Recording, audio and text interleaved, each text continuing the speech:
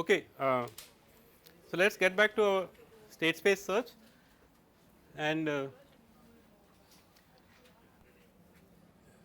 algorithms that we are looking at, they are called uninformed.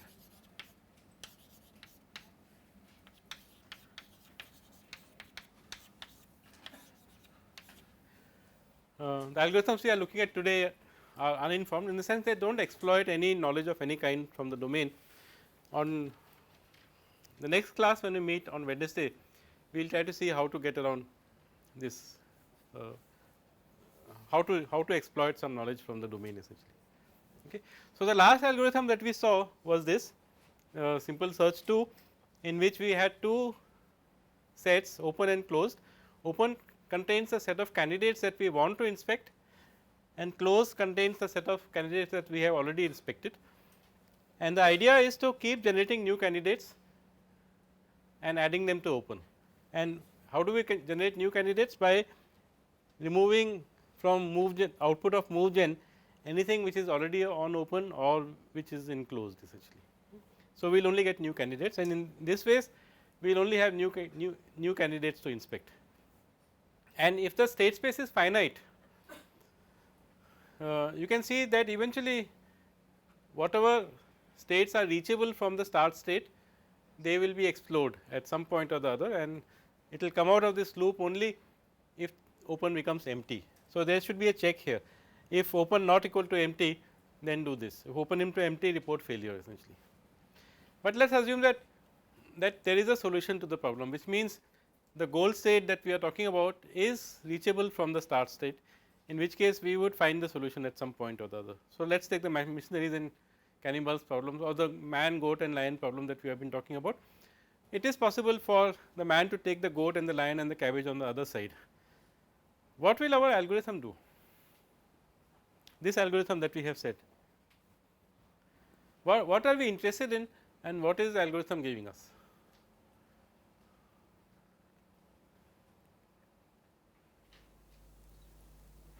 So, what are we interested in? Let us start with that.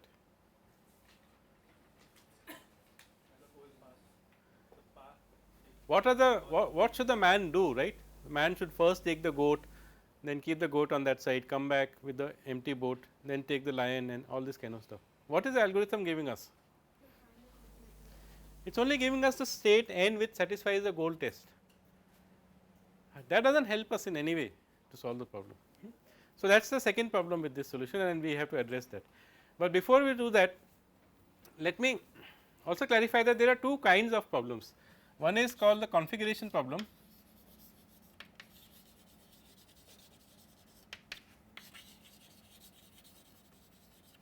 and the other kind is planning problems.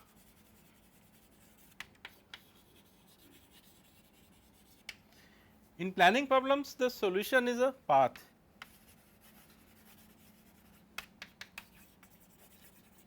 In configuration problems, solution is a state.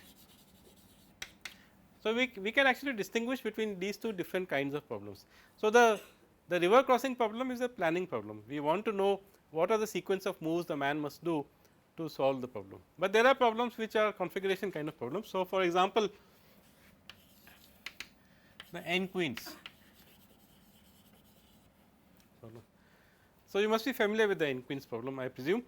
The task is that given a n by n chessboard, you have to place n queens on the board in such a manner that no queen attacks any other queen essentially. So, that is a well known, very commonly studied n queens problem. There are variations to this, which say, for example, every queen must attack exactly two other queens. So, that is another configuration problem. So, in such a problem, the n queens problem, for example, the solution is only the final state that we are interested in. If we can show that such a state exists, then we have solved the problem. It does not matter, in fact, there is no notion of a path there. I mean, unless you say this is the first queen to place on the board and this is the second queen to place on the board, but that does not make sense. We are interested in some configuration, and such problems are called configuration problems, for which this algorithm is fine, because it will return to us a state which satisfies the goal constraints. Whereas, for such problems it does not work, because it is only telling us what the final state is. How do we solve this problem? So, for planning problems, how do we do? We have to modify the search node. So, there we said that the search node was the state essentially. For planning problems, we have to modify the search node. So, what do I mean by the search node? The nodes generated by this algorithm, what we put into open and what we take out from open, and things like that essentially. And we have to modify it in such a way that it contains the path information essentially. Now, one simple way of doing that is to store the entire path as a search node essentially. So, let me use a small example. Supposing this is a start state and this is these are successor states.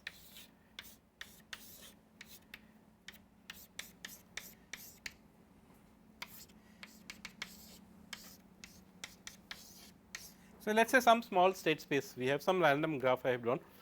This is a start state and let us say this is a goal state, and you have to find a path from the start state to the goal state essentially. So, you will go, your algorithm will begin with start, then the move gen function will return its neighbors, which is A and B, and then the algorithm will inspect A whether A is a goal or not, and that kind of thing. So, it will do all that stuff, but I want to know the path that the algorithm finds from start state to goal state. So, I modify the search node to store the entire path. Okay. So, what does that mean? I start with this node itself, then my successors I call them as B, S and A, S. So, I keep a list of nodes as a, so a search node is a list of states or list of state nodes. So, this list is a list of 2 nodes B, S essentially. So, which basically says I came to B from S, this says that I came to A from S essentially. Then if I were to expand A, then I could, so let us assume that we are not going to add S to successors of A, only C and E. So, I will write that as C A S and E A S. So, this is one approach, that I modify my search node to store the entire path. Of course, now I have to modify my algorithm a little bit, which I am not doing, but I am leaving it as an exercise for you to do. So, when you pick a node from the search node, so this is, so these are the search nodes, right. So, this is the original node, and then in the new scheme of things, a double circle stands for nodes in closed instead of deleted nodes, because we are not deleting nodes anymore, we are putting them in closed. So, we put this in closed, put this in closed, I do not know, I hope it is not too confusing, put this in closed and so on essentially. So, these are the 2 nodes on open, and these 3 let us say we have inspected already. When I pick a node from, so this is my search node, it is a list of states. I have to extract the first element from this, which is C or E depending on which node I pick. So, I extract C, apply the goal test to C, the same goal test function I can apply to C, and if it is fails, so let us say C, anyway C does not have any children. So, let us say I pick E, I apply the goal test to E and goal test fails. So, what do? I generate the successors of E, again the same move gen function I can use to generate successors of E, but I must append that. So, what are the successors of E? Returns to me in this graph F and G. So, I must take this F and I must take this G and append and put it at the head of this list. So, I must generate F E A S and G E A S. So, I have to modify the algorithm a little bit, but notice that I can still use the same move gen function. I am only going to apply it to a state, and I can use the same goal test function, because I will extract the first state from this and apply the goal test to that, and then apply the move gen function to that essentially. So, I will leave this as a small exercise for you to do. We will instead use another approach. So, this is one approach to convert everything into a path. The second approach is to only store the parent essentially. So, search node is a pair, we will call it a node pair, and the pair is current and parent, and let us say it is a list of 2 nodes in which we store the current node. And so, we will always be interested in the current node, we will apply the goal test to current node, we will apply the move gen function to current node and so on essentially, but we will only store. So, here we are storing the entire path up to the start node from there, which of course makes the task of returning the path much simpler. I have to just take this and reverse it and return it as output S. So, for example, when I generate this and this is a this does satisfy the goal test function, then I have to just take this and say the path is go from S to A to E and E to G, and that is the solution. So, I have to just reverse this list and return it as a path. Now, I am saying that instead of storing this entire path as a search node, uniformly store a search node as a pair made up of the current node and the parent node, and my root will look like S comma nil, where nil stands for no parent, and then this would be again B S, this would be A S as before, but this would be now only C A and E A, and when I generate successors of E A, I will get F E and G E. So, all this has gone into closed. Now, let us say whether does not matter whether we have seen this or not, and when we pick up this node. So, let me say this stands for the fact that we have found the goal node, we have to still return the path, but now we have to do a little bit of extra work to reconstruct the path. So, we need an algorithm which we will call as reconstruct path, and to this algorithm we will give a node pair as input, and which node pair? The one whose first element satisfied the goal test. So, this for example, G E, we will give this as input to G E. So, what do we want to do with the G E? So, in general I will have a goal node and a parent node, I will call it P 1. So, this is I am describing this algorithm reconstruct path algorithm. So, the input to that is a goal node and its parent node. So, it is a node pair, and the particular node pair is a goal node and its parent node. And so, I start constructing the path, I say okay, add. So, initially I say path gets an empty list, and then at this point I say path get cons G path. So, I am using the list cons function because it is a convenient mechanism to add something to the head of a list. So, I have a list called path and I am adding this node G at the head of the path. Then what do I do? How do I go to the parent? Parent's parent, I want to go to the grandparent rather. Parent of course I can find from here, but from the parent I will have to go to the grandparent. Where will I find the grandparent?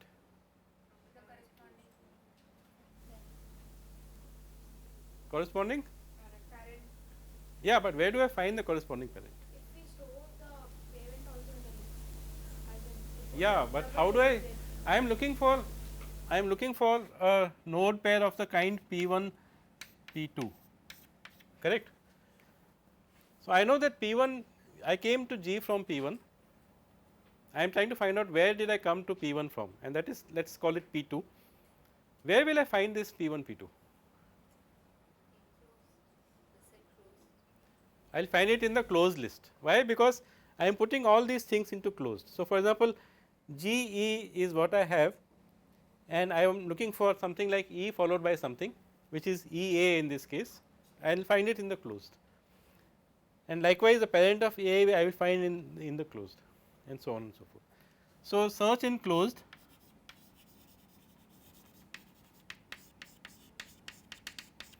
So, I search in the closed to find this node pair. Everything is a node pair. Open consists of node pairs and search consists of node pairs, and close consists of node pairs essentially. I find this,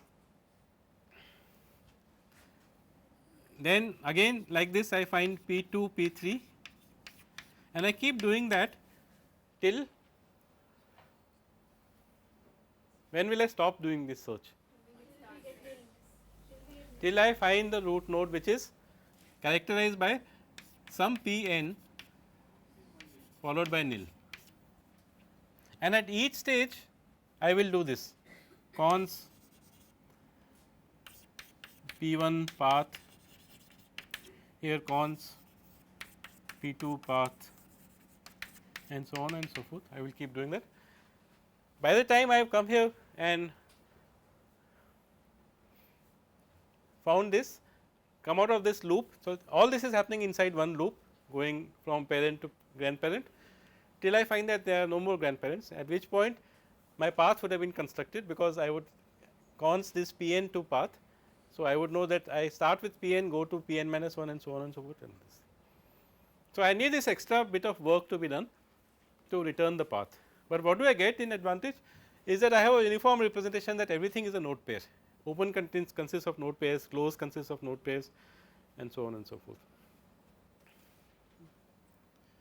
So, this part, for example, searching in the closed, I will leave it as a small exercise to for you to work on.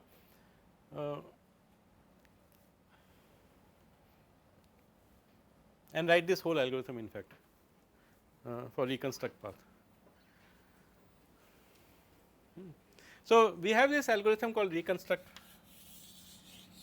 or subroutine called reconstruct path. We have also this subroutine, let us call it remove scene,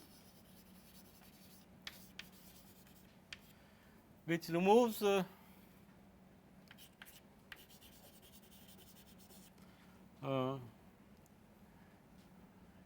nodes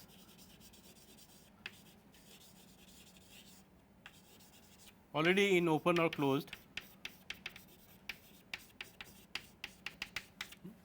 So, let us say that we have now moved completely to a list based representation, where our path is a list, node pair is a list, everything is a list essentially. Open is a list, close is also a list. So, remove scene, when we are generating the new nodes for open, the remove scene function should remove things which are either in the open list or in the closed list. Now, you must be careful here, our open and close has been modified a little bit, they have become pairs. So, you have to take care of the fact that you are looking at the correct element there. So, I will leave that as an exercise for you to do. And we will assume that we have something like a so, for those of you who have studied Lisp or something similar, something like a mapcar function, which does the following, that so this remove scene will give us a list of successors,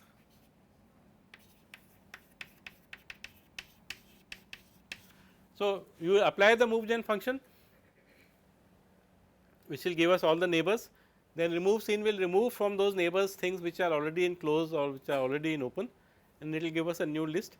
From this new list we will apply this mapcar function to say that take each of these successors and construct a node pair with the parent essentially. Okay, so, what are we doing? Let me draw it here. So, there is some node n, we will call move gen, it will give us some successors.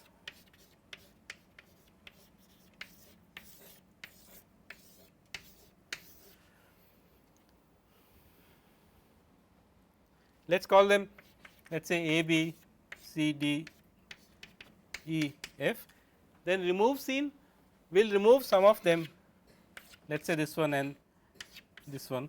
So, we are left with B, D and F. Then I want to call some function which will essentially give me this list of B n D n F n. So, it should give me a list of 3 elements in this example of the 3 successors already converted into node pair form. So, I can just take this and append it to open list essentially. So, my algorithm is still very similar. Open is a list, I extract some element from the list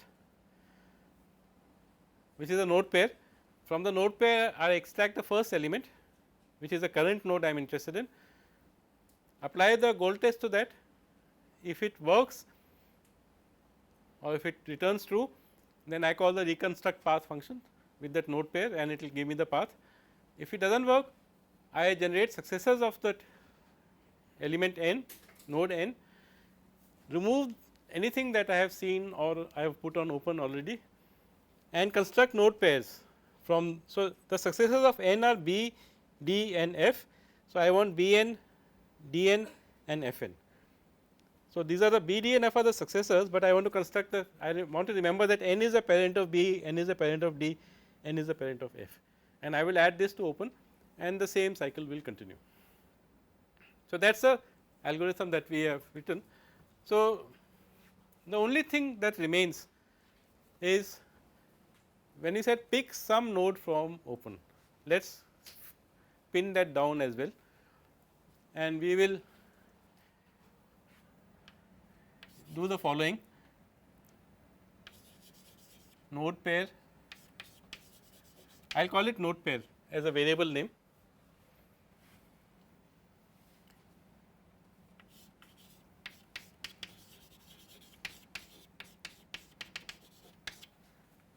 I will always pick the first node from open. Open is a list now, and the simplest thing to do with a list is to remove the head element. So, I will just say okay, I will remove the head element and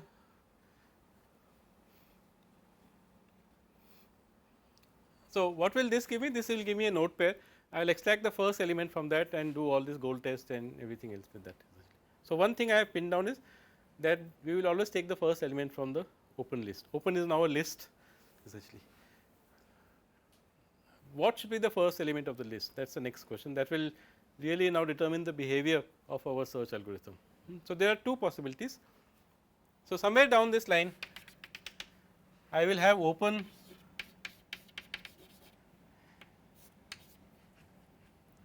as the following thing, append.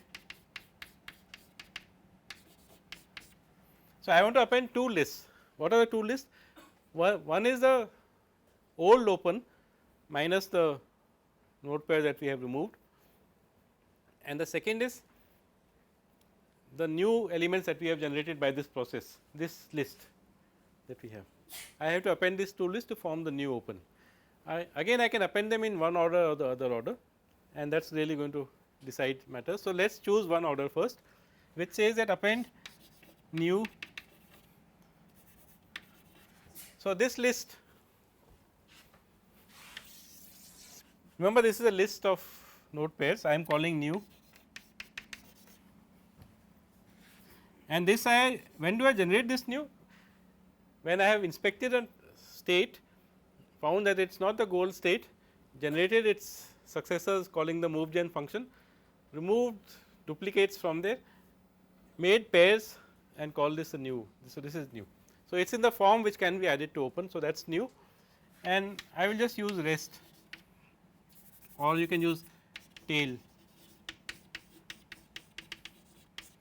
assuming you have not removed in that step from open, because this will only return the head.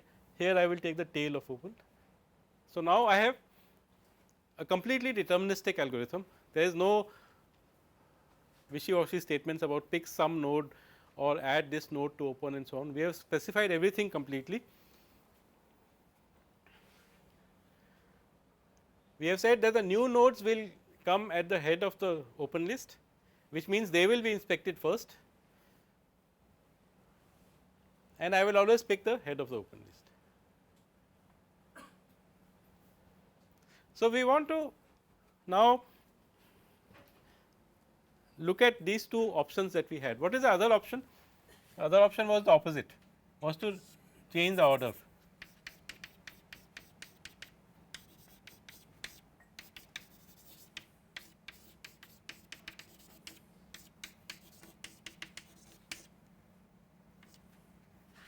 Right. So, I have to choose between this, either this or this, which option is better,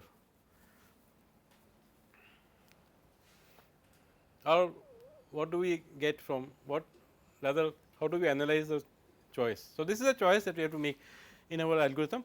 Should we put new at the head of the list and keep the old elements behind, or should we keep the old elements first and put this in the head of the list. So, you would have recognized these two data structures that we have kind of simulating here. This is a queue,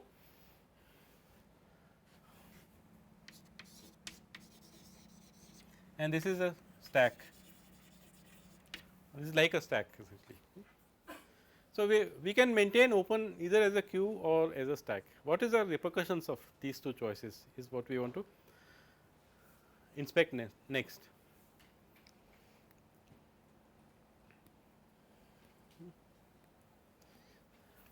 So, let us take this option first, where we are looking at the new nodes first, the newest nodes first. What does that mean in terms of the search tree that we were talking about? Let us draw the search tree.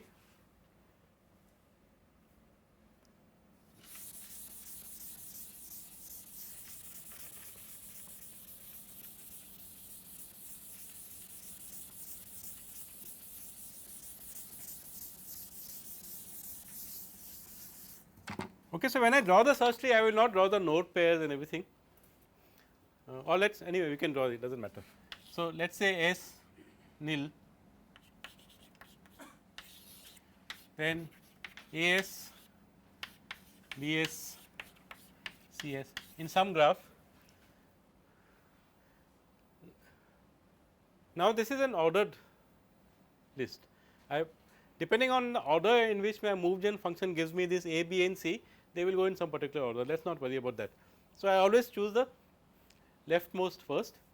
So, I pick this and add, let us call it DA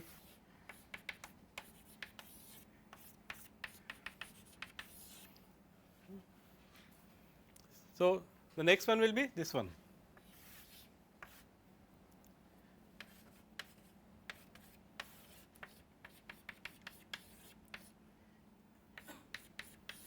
And so on.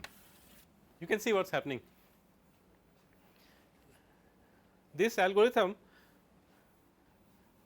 in which open is treated like a stack, has this greedy like behavior, in the sense that the latest nodes that have been generated are explored first.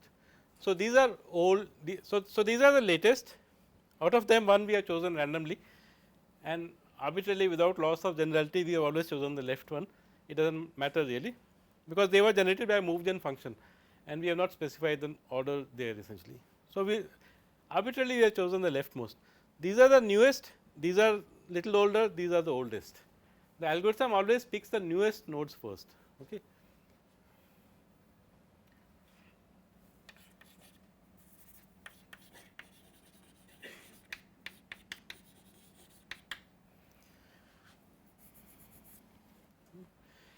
In terms of the search space, the state space, what is this algorithm doing?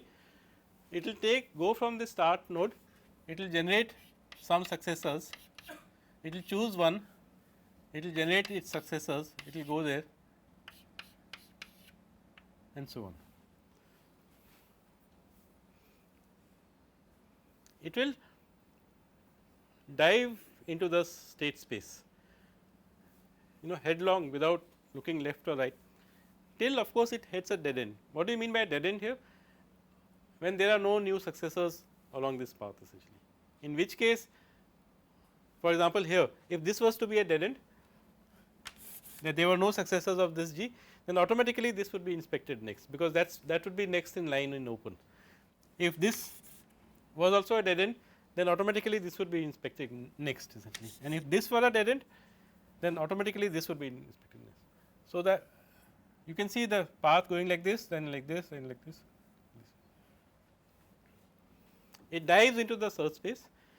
There is a danger, of course, that if the state space is infinite, if I say find me 2 numbers or 3 numbers whose power to 3 a raised to 3 plus b raised to 3 is equal to c raised to 3, you will just try generating newer and newer combinations, and you will keep diving into the search space. So, if the search space is infinite, there is a danger that this algorithm will get lost essentially. If you look at this search tree, we can also call it as the deepest nodes first.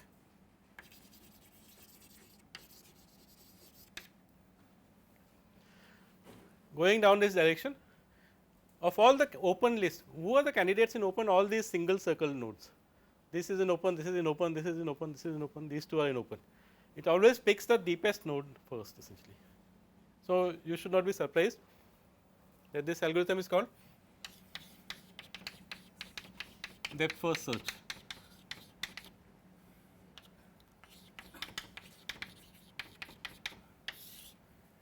This algorithm rather.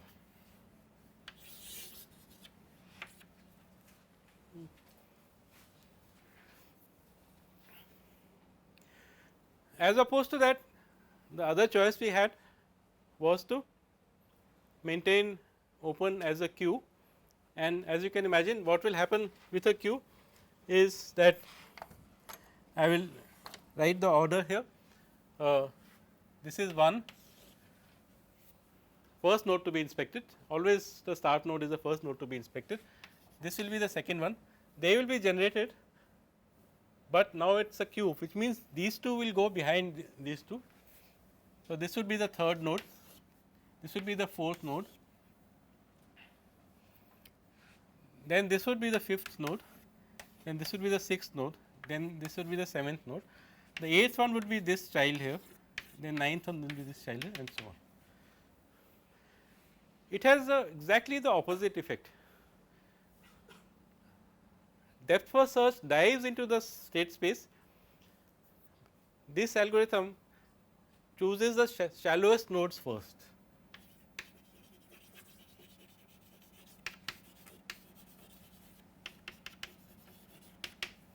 Given a choice of nodes in this search tree, it will always pick the one which is closest to the start node essentially. And you know a name for this algorithm, breadth first search.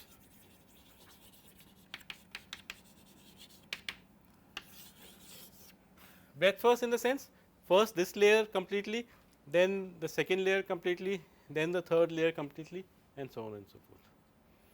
In terms of the state space, what is this algorithm is doing? It will come here, then it will go here, then it will go here, then here, then here. In this particular order, it will traverse the state space. Now, notice that both these algorithms are totally oblivious of the goal state. The goal state is somewhere here. They do not care. The only place where the goal state plays a role is in the goal test function. If you have reached the goal state, yes, the algorithm can say whether you have reached or not, but given the set of choices, it has no sense of direction that I should go in this direction or I should choose this successor, but that will come to when you look at heuristic search. But these two algorithms are blind. So, we call them blind search algorithms or uninformed search algorithms. One of them has a tendency to stick as close to the source as possible, the other has the opposite tendency of going as far away as possible essentially from the source. So, let us do a comparison of these two algorithms, depth first search and breadth first search. So, I can remove this. What are the parameters on which we should compare?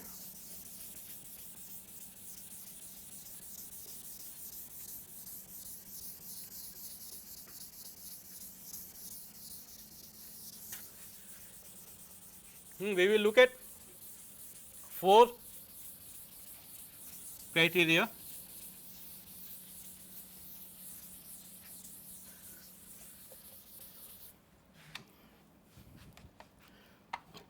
What is the most common criteria for comparing algorithms? So, DFS versus BFS. The most commonly used criteria is time complexity.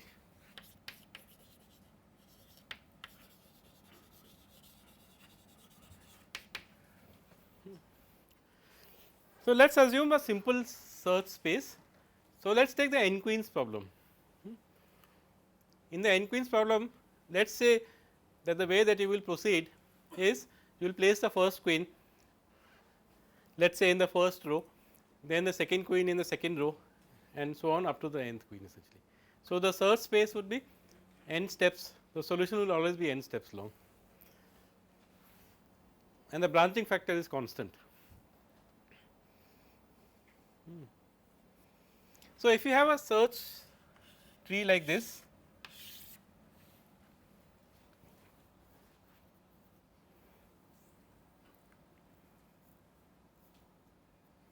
why do I draw it like this? Because the number of nodes are going to increase exponentially. So, if my branching factor is 5, let us say, I will have one node at this first level, 5 nodes at the second level, 25 nodes at the third level or second level, whatever you want to call it, 125 on this level, and so on essentially. It is going to multiply by the factor of branching factor every time, and in such situations where you multiply at every stage, the thing tends to go exponentially. So, this is how a search space looks, the search tree looks like. So, let us forget about that 5 thing. So, in general we are given a branching factor of b, and let us say the solution is at depth d. So, if let us say it is a d queens problem, you place d queens and then you are done essentially.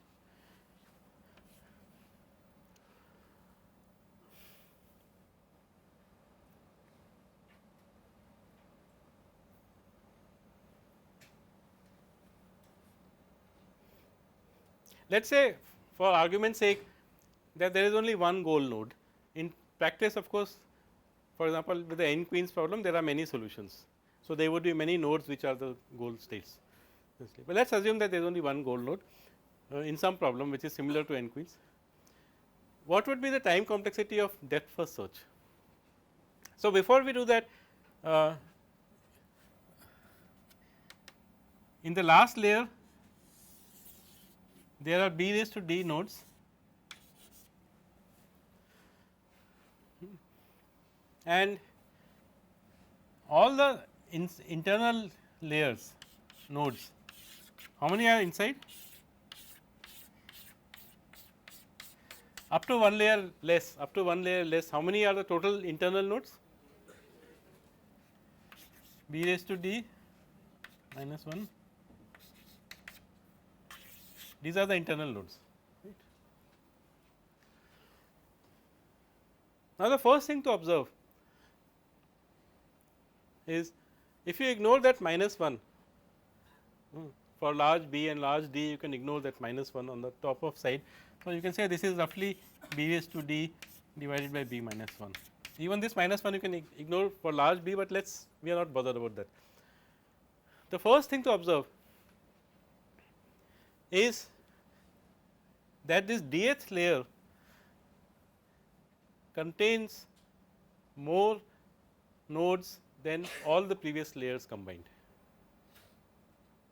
So, this is the nature of exponential growth, that every time you go one level farther away, the amount of work you have to do at that level, and by amount of work we mean inspecting that many number of nodes, is greater than all the work that you have done before that essentially.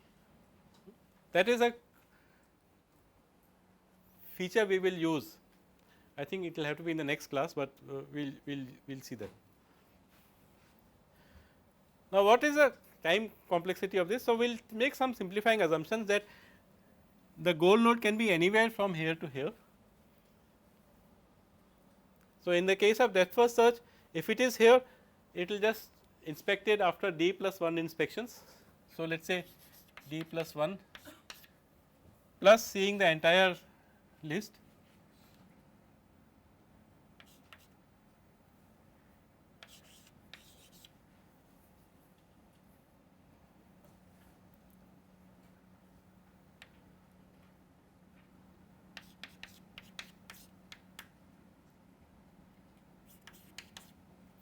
This is the entire tree that it and let us say divided by 2 essentially. So, some rough approximation essentially, which if you work out will turn out to be roughly b raised to d essentially, of the order of b raised to d or b raised to t by 2 or something. For this one, either it has to inspect the entire subtree up to this point.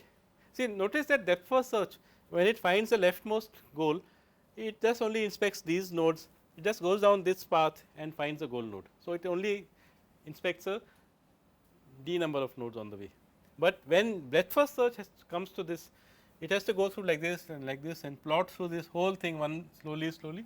It has to inspect the entire internal subtree, internal tree before it comes to this node. And for the rightmost, of course, both of them inspect the entire tree.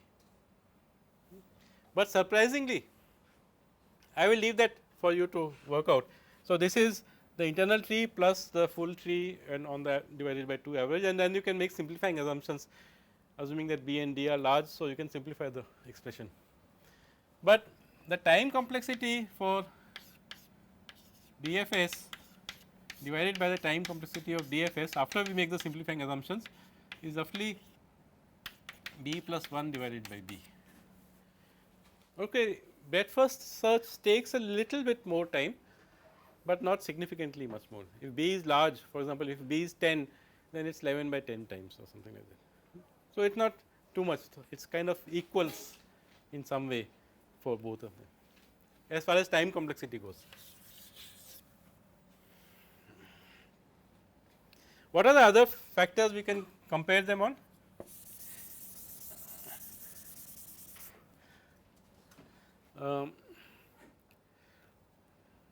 Completeness.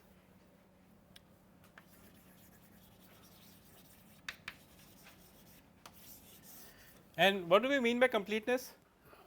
The question we are asking is, if there is a solution, which means if there is a path from the start state to the goal state, does the algorithm always find it?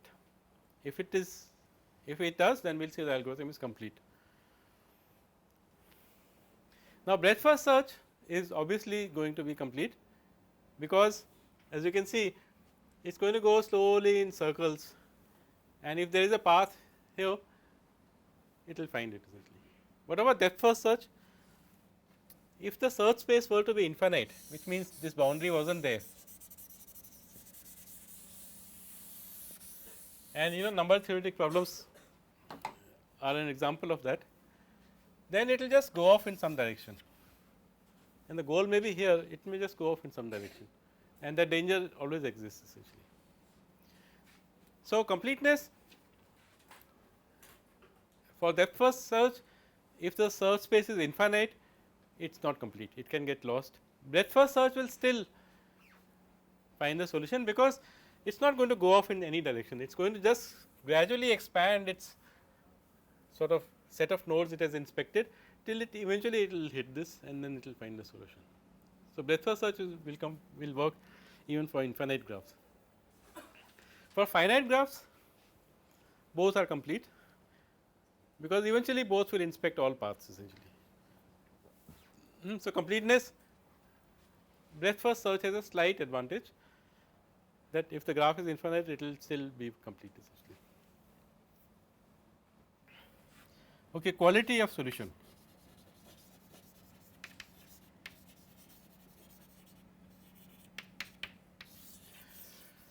The only metric that we can talk of at this moment is the number of the length of the path or number of nodes in the solution path, and we assume that shorter paths are better.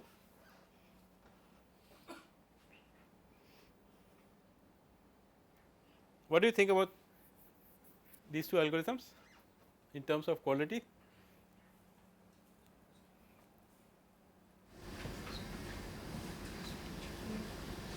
Is any of these two algorithms guaranteed to give you an optimal solution?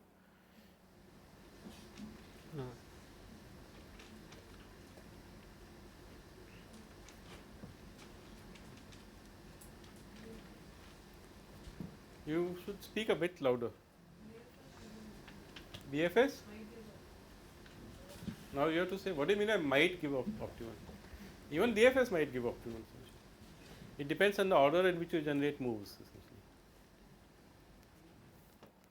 Let us take a graph. Start A,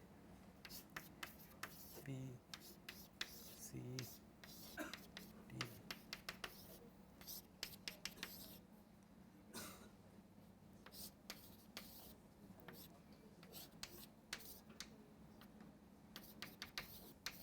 Let us say we take a graph like this. You have to go from S to G. What will, and let us assume that a particular order when we choose the leftmost on the board first. What will depth first search do? It will go from S to C, C to D, D to F, F to G, and it will say I found the path, but the path it would have found is this one. What will breadth first search do? It will go from S to C, then it will go to B, then it will go to A, then it will go to D, then it will go to E, then it will go to G. G would be generated as a child of B, and you should work this out as an example yourself, and the parent of G would be B and the parent of B would be C. Breadth first search will always find the shortest path. So, I want you to take this example and hand simulate it to see that depth first search and breadth first search always guarantees shortest path.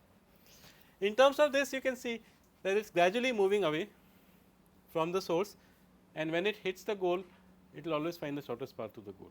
But you have to sort of reason it out a little bit. Quality of solution, BFS scores heavily.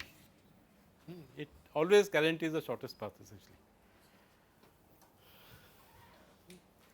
Let us look at the last criteria, which is size of open.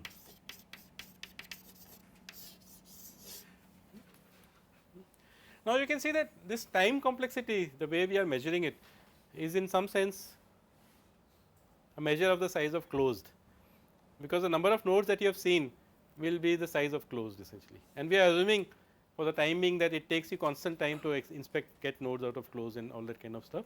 So, it roughly corresponds to the size of closed. What about the size of open? What is the length, what is the size of open for the breadth first search first of all? So, you have to visualize what the algorithm is doing.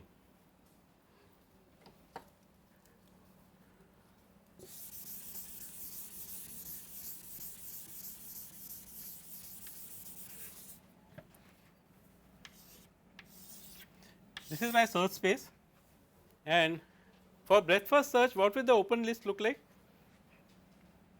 Open would, so you will inspect this, and so on. So let us say, this is a closed list. You have inspected so far. So open would be all these nodes and all these nodes here, which are the children of these nodes. Essentially, this is how open would look for breadth first search. And what is the size? How is it growing in terms of depth? It is growing.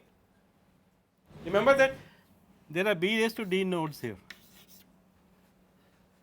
and B raised to D plus 1 if you want to say. Okay. So, it has got some from B raised to D row and some from B raised to D plus 1 row. In general, it is growing exponentially with depth. The deeper you go, the size of open explodes, it becomes exponentially high. What about depth first search? Depth first search would come here, So, let me draw a separate this thing here. Let us say it has 3 children here. So, this is gone into closed, this is gone into closed,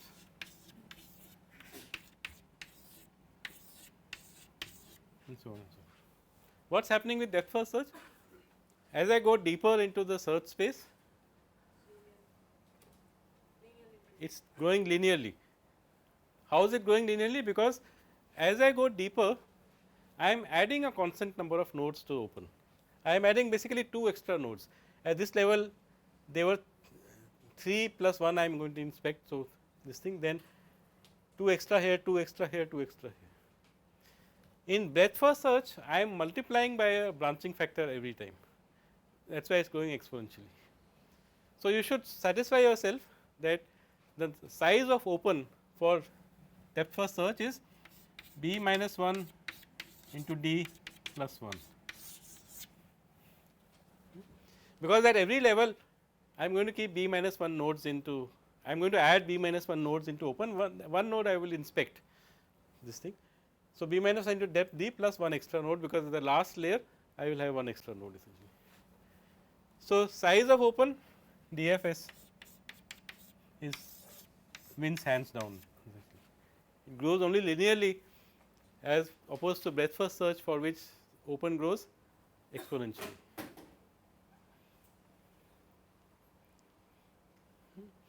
So, we have seen these two algorithms. For finite graphs, both are complete, both have roughly the same time complexity, but one of them wins on the quality of the solution, which may be important if you are planning, let us say, trips from here to the moon or to Mars. Then the smaller number of trips is going to save you a lot of money, or let us say from here to Bangalore, the same thing, almost the same thing. Quality of solution, breadth first search guarantees you an optimal solution, and you must have studied this in other contexts. Open requires only linear space for, I mean, depth first search requires only linear space for open, and that is a big plus. Time complexity is bad, we will address that using heuristic methods. Try to force the search to go towards the goal. As we have seen, this one is just wandering close to home, this one is going off in some random direction. No, none of them is sort of looking towards the goal essentially. We will see that when you come to heuristic search. But even a blind search algorithm or uninformed search, can I combine, can I devise an algorithm which will combine these 2 plus points of this, guarantee that it is an optimal solution, yet require linear space for open. So, I will leave this as a small thinking exercise for you. When we meet next on Wednesday, we will look at an algorithm which does this. So, it would be nice if one of you can think of it without reading it from somewhere else. I think after we discuss it here, you can go and read it up. But there is a nice algorithm which will combine these 2 things, and it is a blind algorithm. Okay, so see you on Wednesday.